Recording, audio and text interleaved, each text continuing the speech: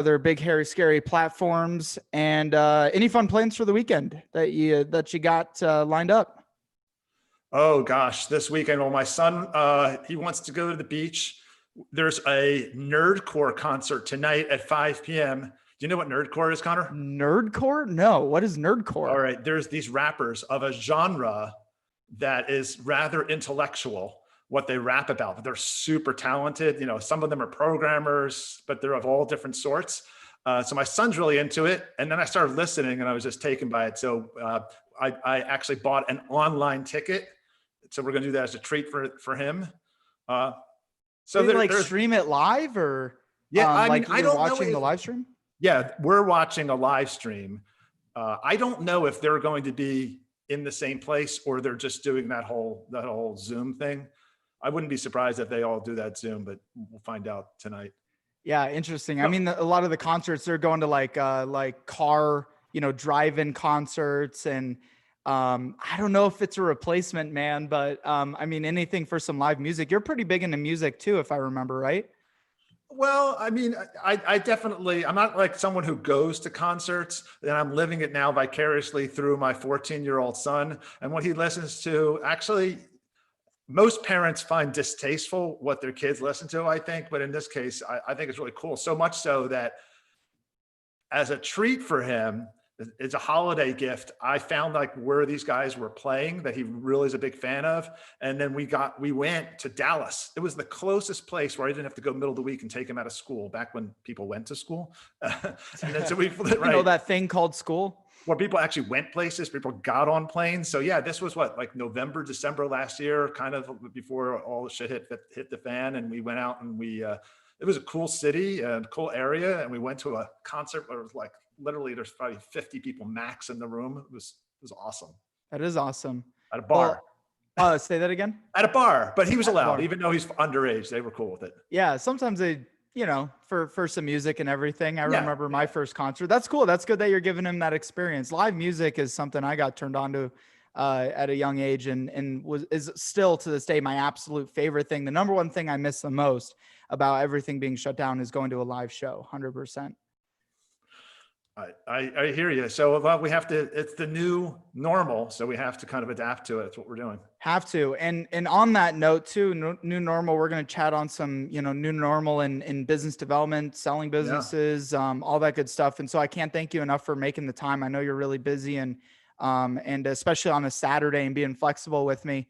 As a quick way to get started with everything, give everybody a 60-second synopsis background on what led you to where you're at in your career. Please brag a little bit about yourself and some of your wins over the years. Oh gosh. Well, it's not so much my style to toot my own horn, but I think we started with nerdcore. At my core, I am a nerd.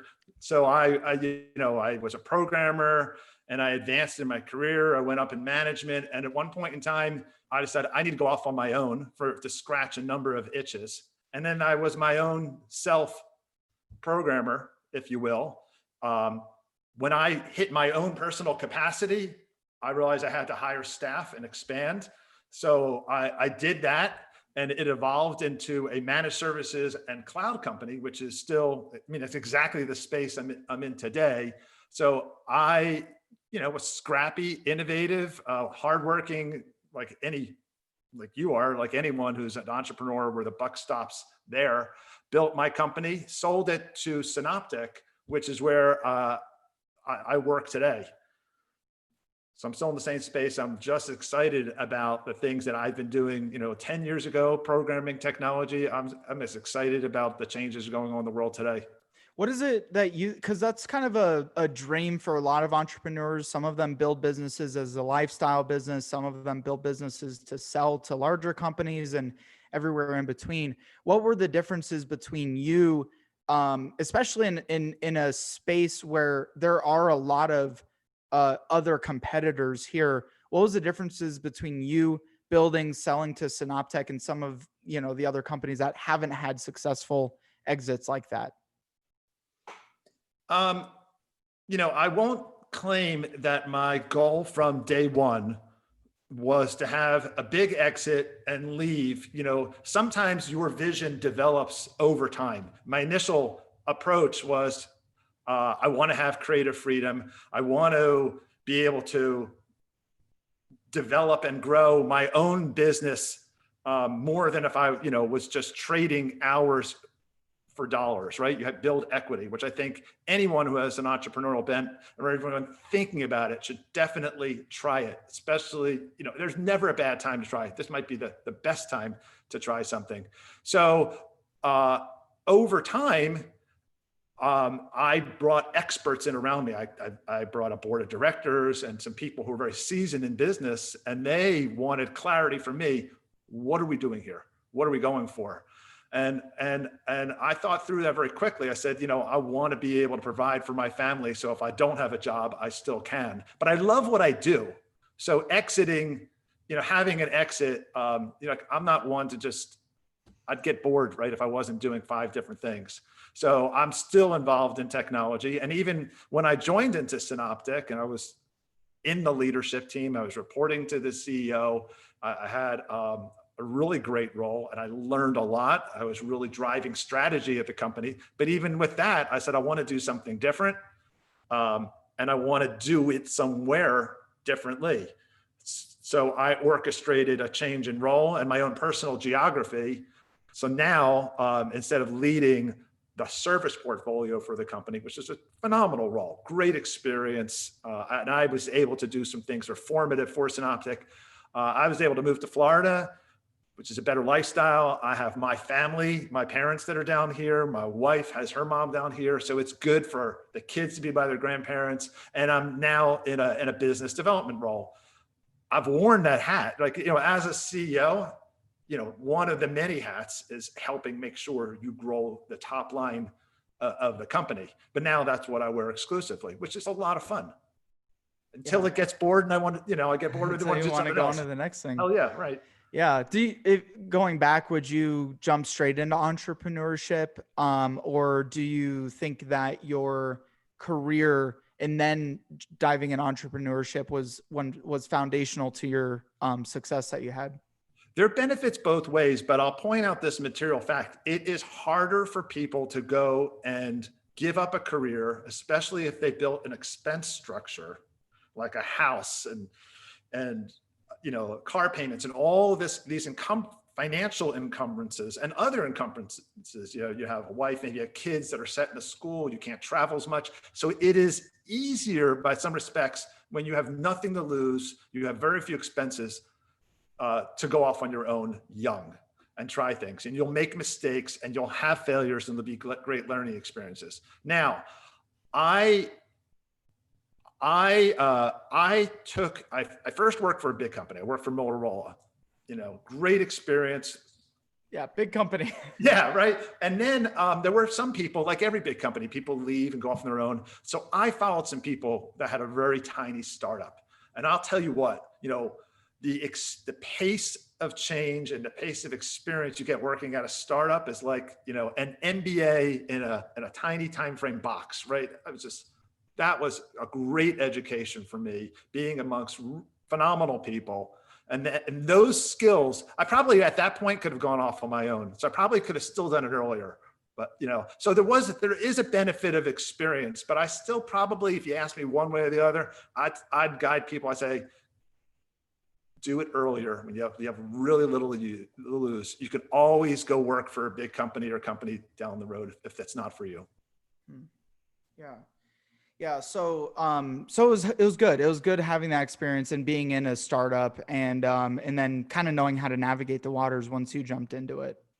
Yeah. I mean, that experience of being scrappy, there were people I worked under. I don't want to necessarily call them all out, but Bob's a generic name.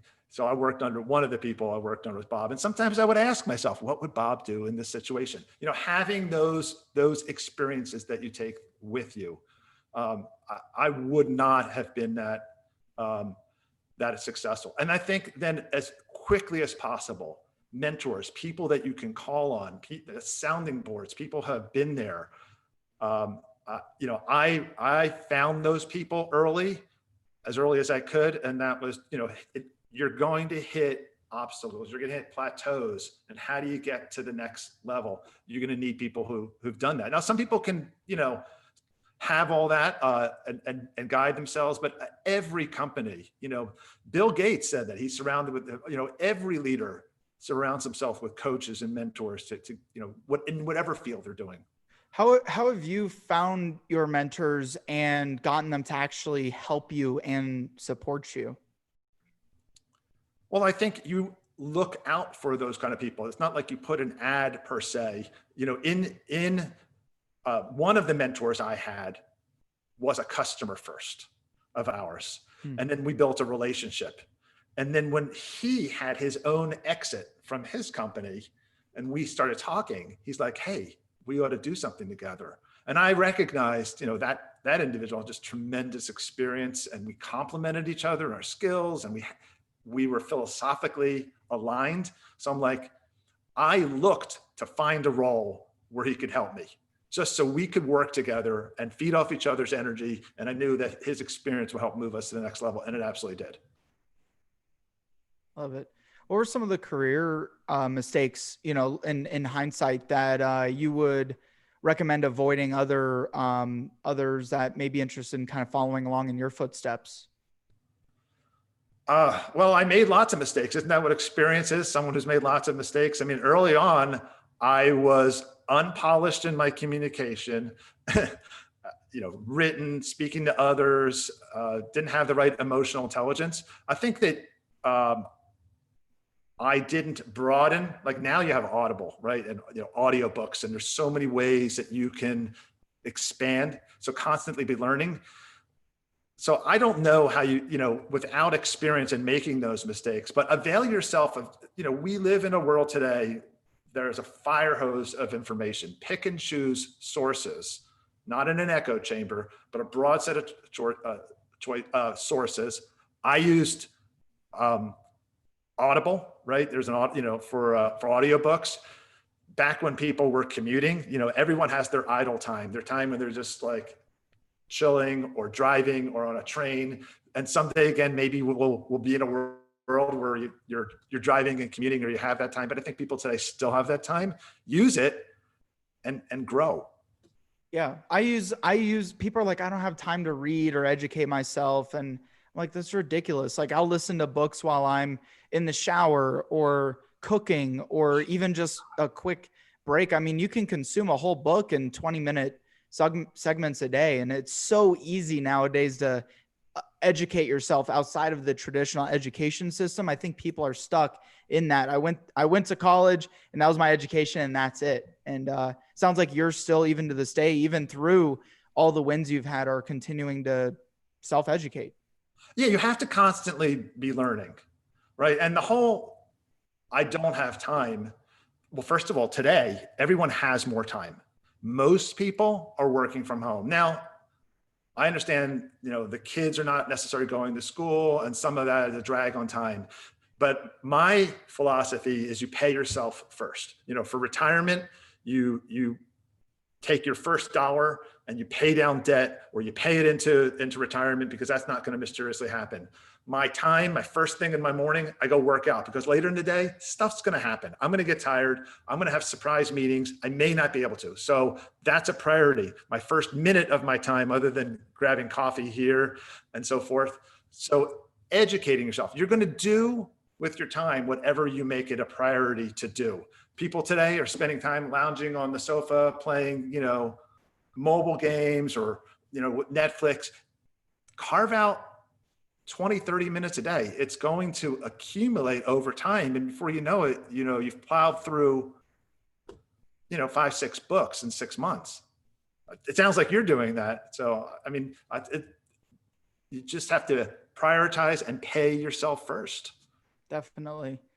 Yeah. I think it is important, because you got to even if you have a foundational principle, and it just doesn't stick around unless you continue to remind yourself of it.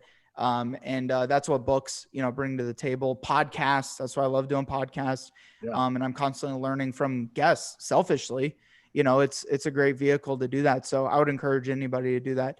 Walk through your kind of feelings when you went from, entrepreneur, you're kind of owner of your own, I guess, day to day, to going back to having to like report to people. What was that experience like? And talk about that a little bit.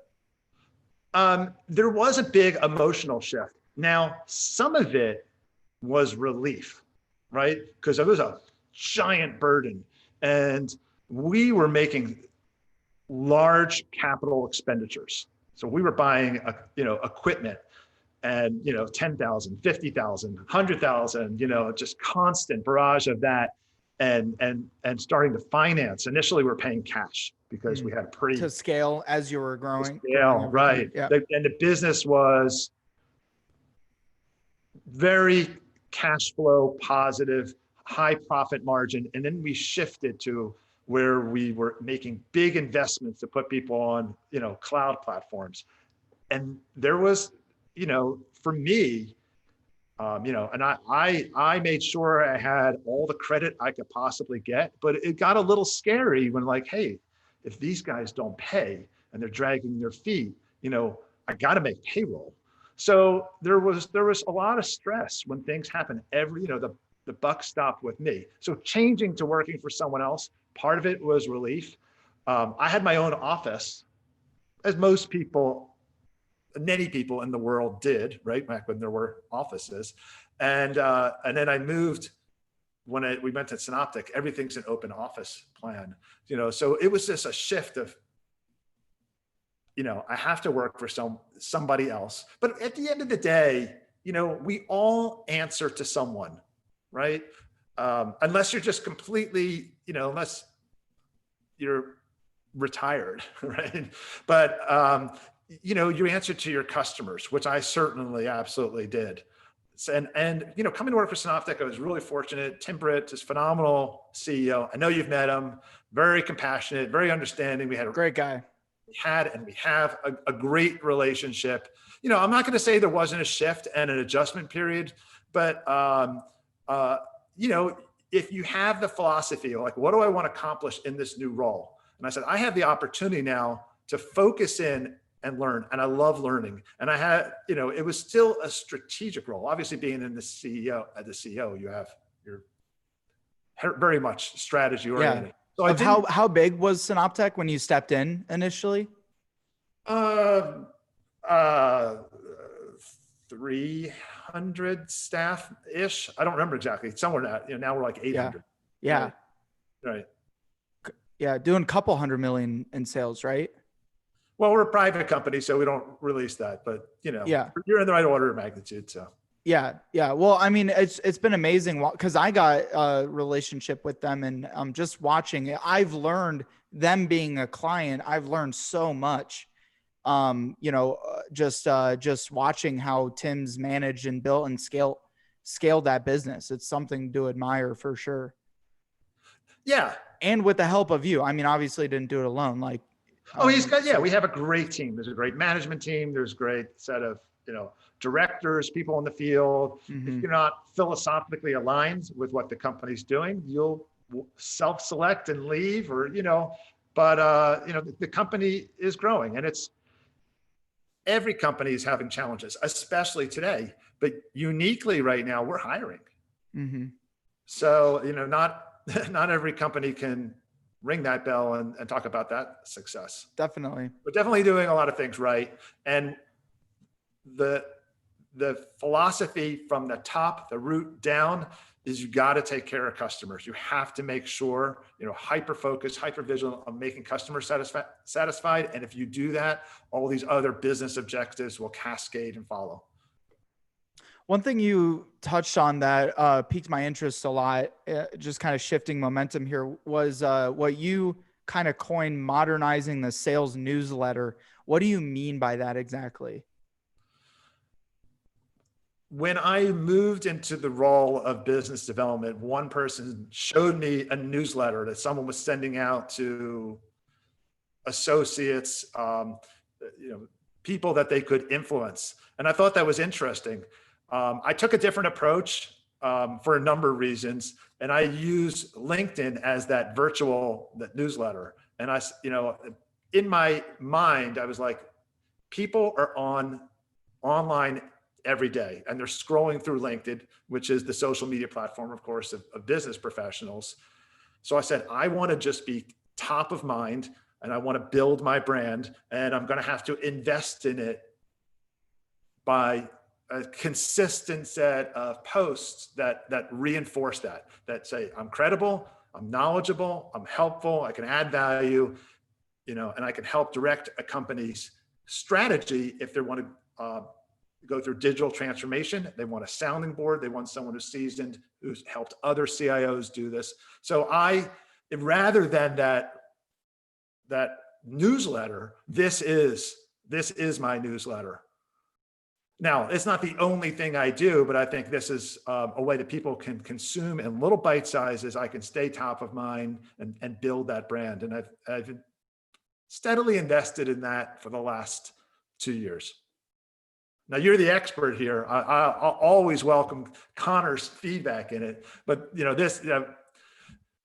and my personal style is, today, there's too much. Like, no one wants to read. No one wants to click the more button. If there's an article, people will like it and maybe even repost it without even ever reading it, which is amazing, right? They see the headline and the little blurb. So I architected my content for the most part that says, you don't have to read because I know you're not going to. Why should I invest all the time? I'm just going to give you this snippet, this visual, and you're going to get the message, the key point, just as if you read a headline of an article. It's a little bit more. So that's my own style, but that's not the only way to do it. Yeah, walk through that a little more specifically. How have you done it uniquely, and what have you found that's worked best for you, and some of the stuff that hasn't worked? Great question. I'm always finding things as I read, because I read and I want to learn and grow, and I tuck things away that are interesting. So when I take things that I find interesting and they tend to be like, oh, that's an interesting fact. When I just post it as a fact, even if there's a graph as a graphic, people scroll past that. I don't get as much interaction on that. I liken this, the analogy I'd make is on Facebook. What gets the most interaction on Facebook? Someone posts a picture of their cat or their kids or themselves rather than something heavy or meaty. So the lesson, to answer your question, that I learned, the more I can make it relatable, personally relatable, rather than it's an impersonal fact. Like when I show a customer that I've helped with, and this was the lesson from it, and I'm literally maybe in a picture and with a customer and at a site, and I make it relatable, that gets a lot more interaction versus the raw fact without any personalization. Love it. What other recommendations would you make for modern marketers and business development leaders to retain customers and reach and actually close new customers? What in that area also is working well for you? Well, I think we talked about social media, and it's more relevant today because people can't leave, but there are ways to get out there. And I would say it's harder today for those reasons, but you need to be out there and present. You need to be outreach by phone, not just email. I'm doing some online activity on a number of forums. I'm speaking this coming Wednesday on a managed security services forum. So you need to kind of work through a number of mediums just to be out there. And then when people are traveling more, then you just networking, old-fashioned networking. Face-to-face isn't dead. Right now we're in this new normal, but I think as human creatures. So I would say you just have to have a rounded portfolio of activities that isn't just electronic, email, and LinkedIn. And the more that you get out there and then relate to people individually, calls, those dialogues, those group sessions where there's interaction, um, you're, you're going to build personal connections. And even if they don't serve you day one, right, they're going to come back later on. You have that connection. Otherwise, you're just an anonymous person posting content like everybody else. Great.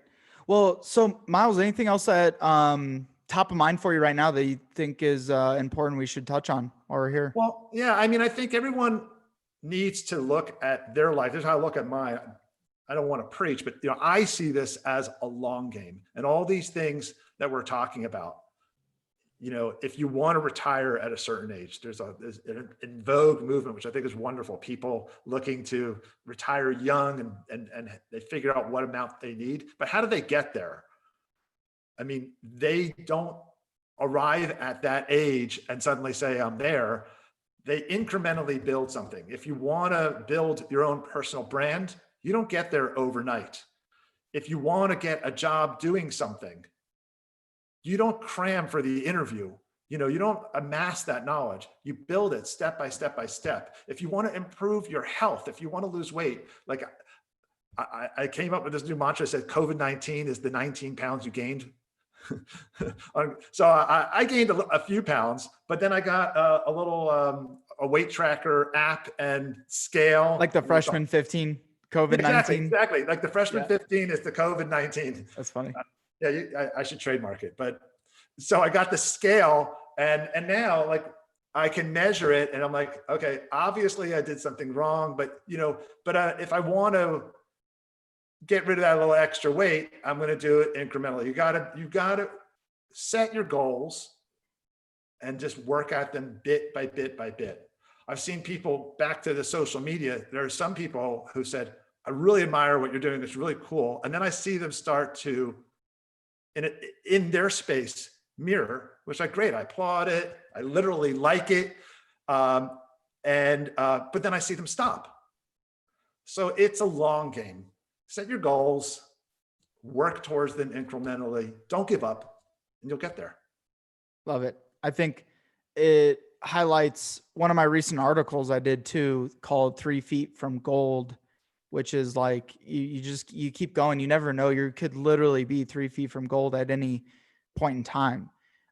So that's good that you highlighted that, especially at the stage in your career. It's easy to want to, the overnight success, and people want that kind of short win, but long-term consistency. I'm glad you're talking about that stuff. Appreciate it, Connor. I'm a big admirer of what you're doing. Love the 3 Feet from Gold.